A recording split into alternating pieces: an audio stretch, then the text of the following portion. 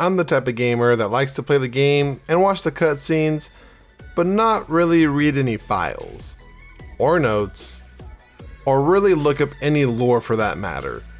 So I had the brilliant idea to talk about the game's story from yours truly, from my point of view, because I pretty much have all the qualifications, am I right?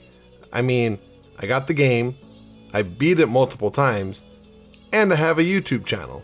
So here I am bringing you Out of Sight Explained.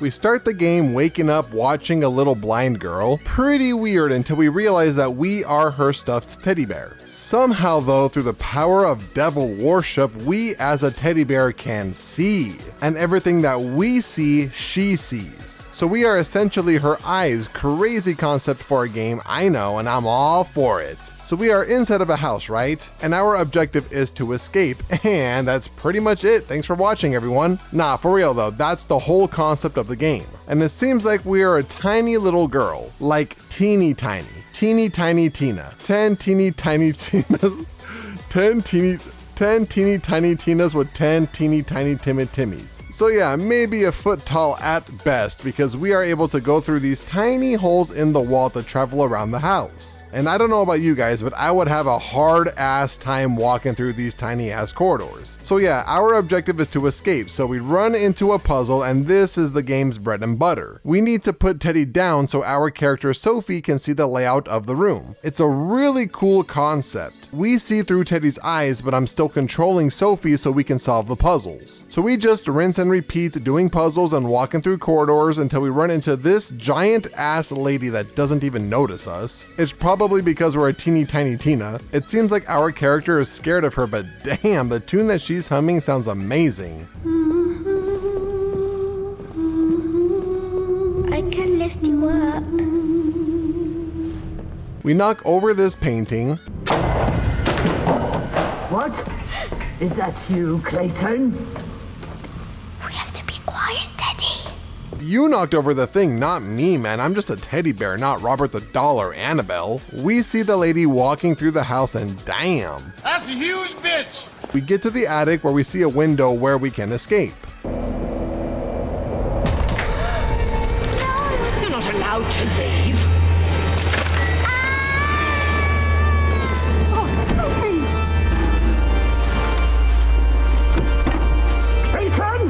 The lady tells this guy Clayton to go and find us for her ritual, and somehow, by the grace of God, Sophie survives and is unscathed. She picks us up, and now she has the idea to get back up to the attic to get to the window so we can escape. Because I guess this house has no other windows. Which, now that I think about it, I don't remember seeing a window in like 99% of the rooms that I went into. So who the fuck built this house with no windows? Howie? Outside bad. The sun's scary. He's not my friend. He wants to hurt me. Safe room. What was that? I have no idea, Sophie. Apparently this house is also haunted. Another ghost child shuts the door in our face, alerting the Clayton guy, but we are able to get out before he comes in. I find ingredients to make a poor man's soup, then we enter a room where we get our first glimpse of Clayton. And holy light, is this man Jesus, or what's up with that heavenly radiant glow coming from the doorway? It goes away almost immediately, as does Clayton, and then we go through the door that he just opened up. It leads us to a puzzle that makes an insane amount of noise.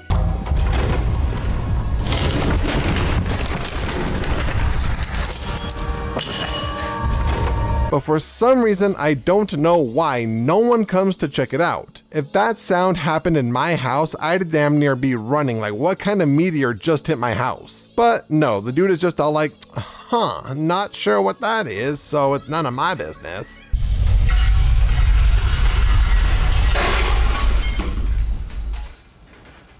We'll have to get that pot rack looked at. We keep going until we hear Clayton talking about special plans for us tonight, and shit, special plans? Well, slap my ass and call me George because I'm curious. He also drops a little tidbit about Sophie being this one, kinda sounding like they've done this before. Then we fall from the roof. Clayton follows us. There's nowhere to hide, Sophie.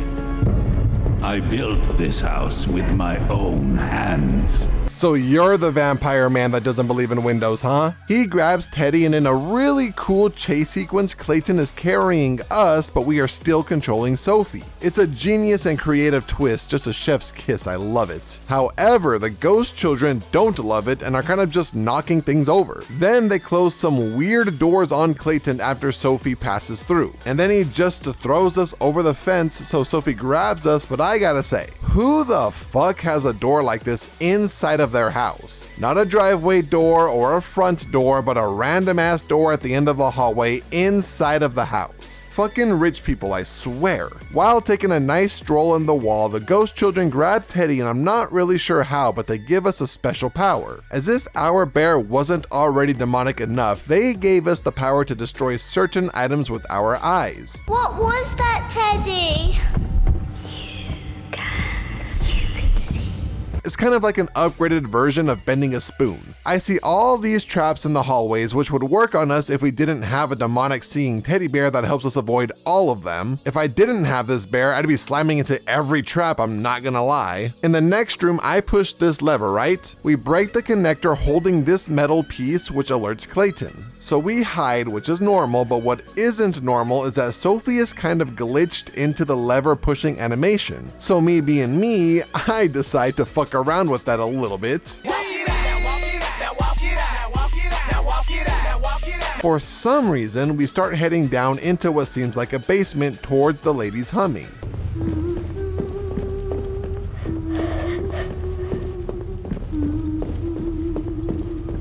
I thought the goal was to get to the attic. Now, I'm not a cartographer or someone who could find their way by reading star constellations, but it seems like we're going the opposite direction. Sophie then brings up that the giant lady has a giant elevator that'll help us get up the giant stairs, which makes me wonder, does this elevator not stop on every floor? Why do we need to be in the basement to access this elevator? We get to another interesting part where we are on a moving platform and we need to control Sophie to stay behind this moving barrier. All because the mother is in the background and it's an instant death if she sees us. Trust me, I know. If you guys have watched my Twitch streams, you are all witnesses. It sounds like the mother is trying to sew together clothing for us or something, I don't know, but we get past that. But who was she talking to? My thoughts exactly, Sophie. This bitch be crazy. But I'm not gonna lie to you guys, I talk to myself all the time. Or, you know, I have full-on conversations with the cats, so I guess I'm just as crazy by my own logic. We pull a lever and then go down and grab Teddy just to be caught in a trap. That's a huge bitch. The crazy lady says that it's our big night tonight, so I'm kind of intrigued as to what's in store, but in classic villain fashion, she leaves. We put Teddy up on a nearby shelf, and then while we are pulling the cage up, some ghost children come up and lift each side even higher, exposing a breakable part with our destructive vision powers. So we escape, but run into a door that has 4 flippin' locks. Alright, dude. What the flip? The first one is practically given to us, so that's nice. I love freebies, which is what I would call any frisbee being given away for free. The second one takes a bit of maneuvering, but we get the key as well.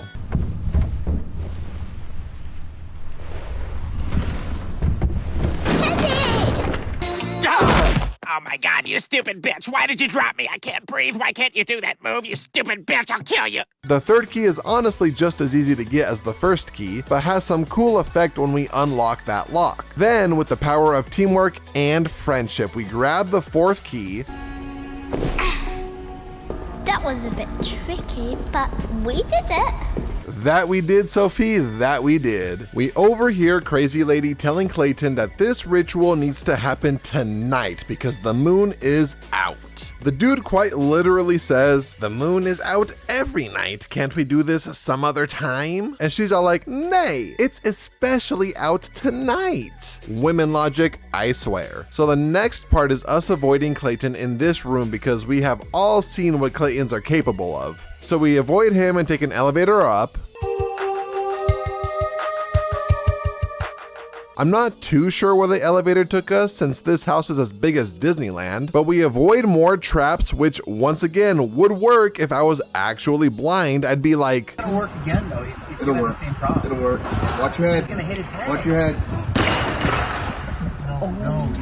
We then get to a part where the ghost children take Teddy and another really creative chase scene happens. This time we are being pulled from Sophie by the children while we control Sophie avoiding obstacles, all while Clayton is chasing us. Again, super cool concept, man, I love it. And when we escape, I think that we're safe, but then chase scene 2 happens. So we keep running until the ghost children just give up. We grab Teddy and head into the nearby hole in the wall to escape.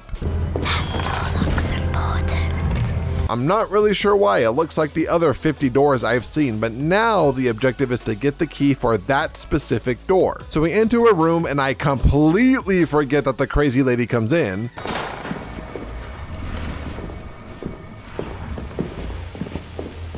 We have to be careful.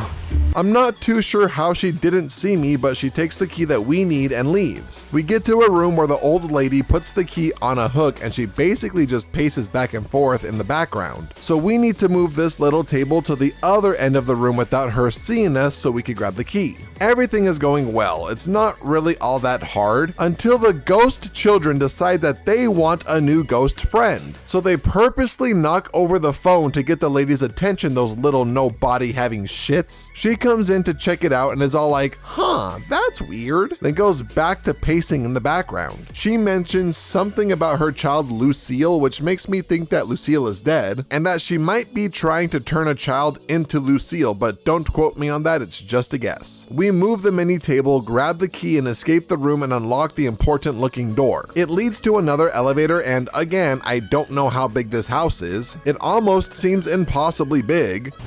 That's what she said. But we start to turn the dial here to close the door to the elevator, all while the mother slowly walks towards us. She's coming. You've gotten far enough. Hurry. Stop struggling and join me. As you can tell from this gameplay, it's pretty damn intense, but we close the door and go up the elevator. The old couple ends up finding out that we are inside of the walls, but realistically, I'm not too sure what they plan on doing with this information. We get to a fork in the road, and the left path continues the game. The right path takes us to the DLC. Since this game is on the shorter end, I'll take a quick break from the main story to go over the DLC. So we go through the door and we see this ghost on stage. He asks us to help him out, but with what I have no idea. So I guess our first task is to choose the background for the play. We have option 1 with this red-purple background, option 2 with this orangish background, and option 3 with this green background, which it low-key reminds me of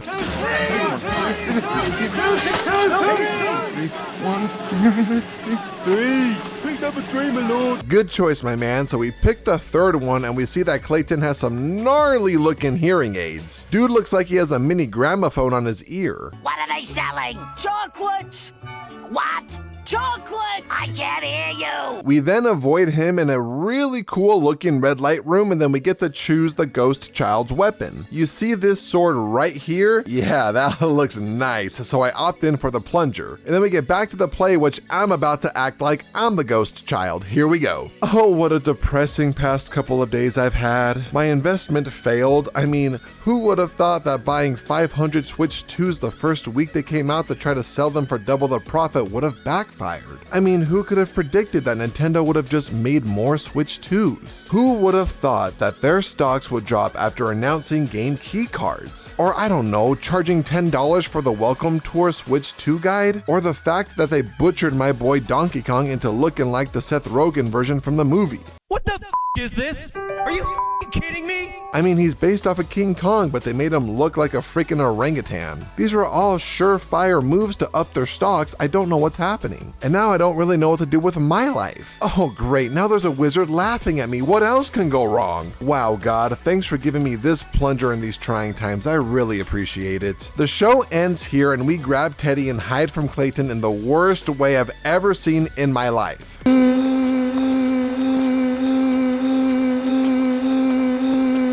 Maybe he should get his eyes checked too. We pick an enemy for the play and I go with this giant crow because I think it looks the coolest. Then we get back to the play, the child destroys 2 evil knights, and when our monster crow shows up, the ghost child shits himself and runs away. So we grab the plunger, avoid Clayton again in an aerial drone-like view stealth part. And he's wearing a mask, so I'm not too sure if he's trying to get in on this play or not. Or maybe him and the old lady just have some weird foreplay.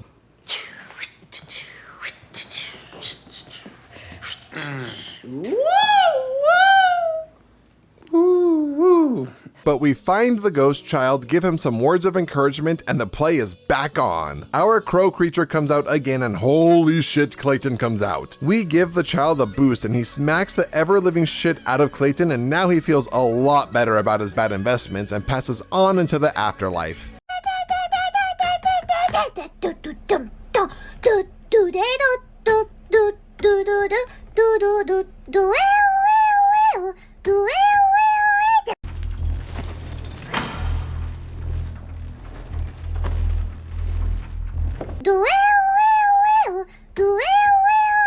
So now it's back to the main story. So now we go left and we get to an old ass dining room where we now have to avoid gorilla shooting Clayton, but I'm not too worried. Dude has some scrawny ass flamingo looking ankles. Don't ask me what that has to do with anything, but you know, we get past him and then we get to another little chase scene with him. This time, however, we remove a plank and Clayton's scrawny ass flamingo ankle falls into it and he falls through the floor. It's so dark down there. Do you think he's alright? Honestly, Sophie, we probably just killed a man. Definitely broke those skinny ass ankles though. Aha, you see I brought it all back full circle. We get to a room where the old lady comes in and we kind of just have to pull her attention towards the screen while Sophie sneaks around behind her. We end up doing that, getting a key in the next room, using the key, then having one last chase scene with the crazy lady behind us. We do a nifty little catapult catch with Teddy, touchdown, and we escape the lady. Sophie gets the idea to act like we have given up. I'm not really too sure how that's going to work, but you know, I guess we agree. I don't know, we're just a teddy bear. Indoors! Take it away, Penny! That Penny has the most beautiful voice. The ghosts whisper, "Hey, how you doing, little mama? Let me whisper in your ear." that they will actually help us. So now we are finally in the attic. We put Teddy down and Sophie does this sweet, innocent approach, and when she's close enough, she's all like, "Get her, Teddy!" Could you imagine if I was a regular ass teddy bear? She would be all like, "Get her, Teddy!" And I just sit there and do nothing, and the old lady is all like, "Well, that was easy." And Sophie gets captured. That shit would be pretty funny. We demon gaze the connectors to the cages above, and they seem to have done something, I don't know. The old lady realizes that Sophie isn't her child, like duh, and the ghost children come to me and deadass, they give me the power to move. So we crawl our way to Sophie, she grabs us, the old lady swipes at us, but the ghost children pull her away to who knows where. Sophie grabs us.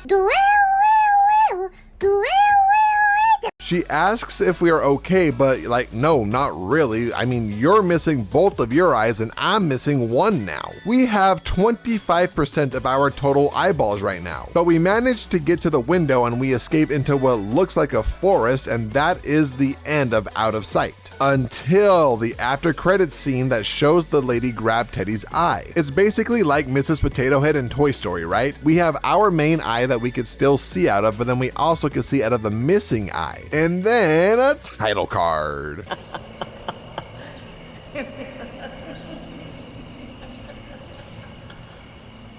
And that is officially the end of Out of Sight. I really enjoyed this game. The puzzles kind of got repetitive, but overall, I love the concept of seeing through the bear's eyes. And those chase sequences are just crazy creative, man. I loved them. But I really hope you guys enjoyed this video as well. Be sure to check out my other poorly explained videos. Like, subscribe, all that good shit, and I will see you all next time. Have a good one.